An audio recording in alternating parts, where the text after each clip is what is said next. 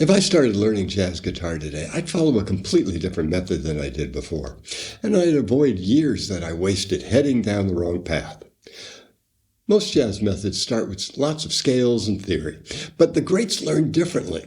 For them, it was all about the music, not the theory.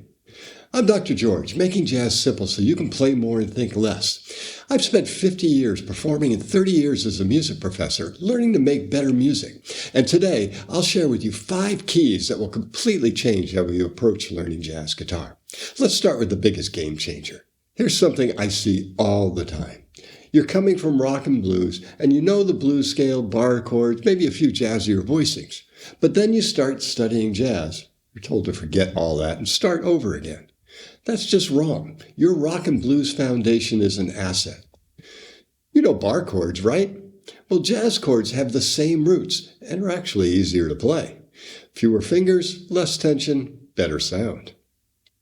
So if you learn just 12 shapes, that's fewer than cowboy chords. You can play every jazz chord. The same is true with soloing. The pentatonic scale, you already know it. That's a great place to start for jazz, because it's not the notes, it's how you play it. I could play a gig using nothing but the pentatonic scale, and the audience would think, it's jazz. But you have to know what jazz is supposed to sound like, and that leads to our next step, listening.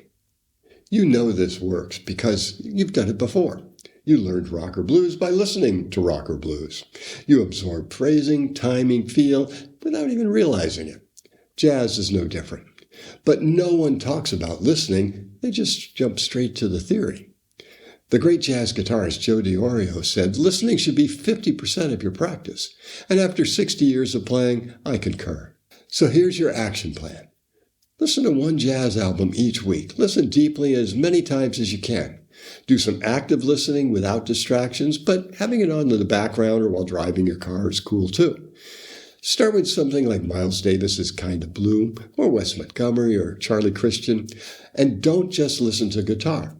Different instruments prevent different perspectives, and different eras give you a feel for the history of jazz. And here's what happens. The more you listen, the more you'll hear. At first, you'll only hear notes and rhythm, but then you'll start to notice articulations, phrasing, and structure and form. And eventually, you'll start digging the subtle details that separate good players from great ones. But to translate what you hear into what you play, you'll need the next step. If this approach is already clicking for you, hit the like button. It helps other guitarists find this. And don't forget to subscribe and hit the bell so you don't miss the rest of the series where I break down each of these keys in detail. Now that you know what jazz sounds like, it's time to play. But most jazz lessons are based on notes and theory. Theory can teach you what to play, but it's your ear that tells you how to play it. Victor Wooten said it perfectly. No one wants to hear your theory, they want to hear your passion.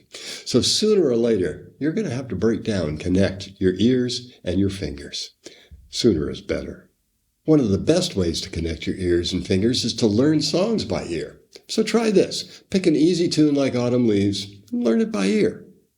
First, listen to a recording, memorize the melody. Sing it back. If you can't sing it, you don't hear it yet. Figure it out on the guitar by ear, and then finally, look at the lead sheet to see if you got it right.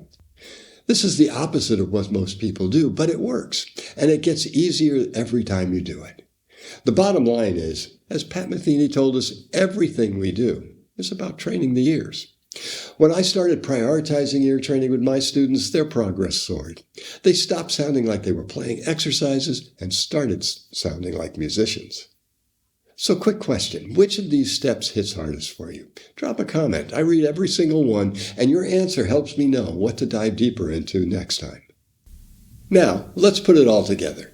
Here's something I see all too often. Students come to me having spent 80% of their practice time on scales, arpeggios, finger exercises, in all 12 keys. But when I ask them to play a tune, they can't. It's an easy trap to fall into because it's easy to see the progress. I can play faster, so I must be getting better, right? But does it actually sound better? Playing songs is what jazz is all about. Instead of practicing altered scales and 12 keys, learn There'll Never Be Another You. Learn the melody by ear. Learn the chords. Learn the scales and the licks you need for that tune. And then learn another tune. And another.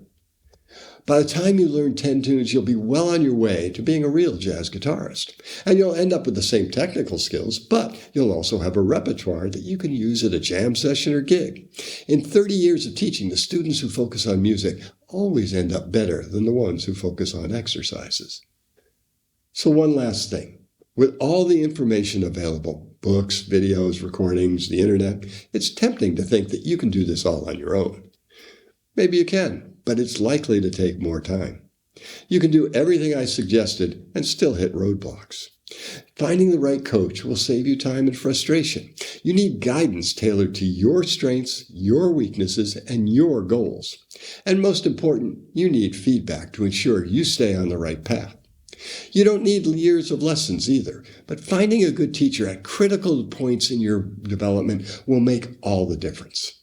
So now you have 5 keys to learning jazz guitar that can save you years of wrong turns. This is what we do in the Jumpstart Jazz Guitar program. We build on what you already know, we learn tunes, not exercises, we develop your hand-to-ear connection, and you play music from day one. In just 6 months, you'll be playing better than you thought possible.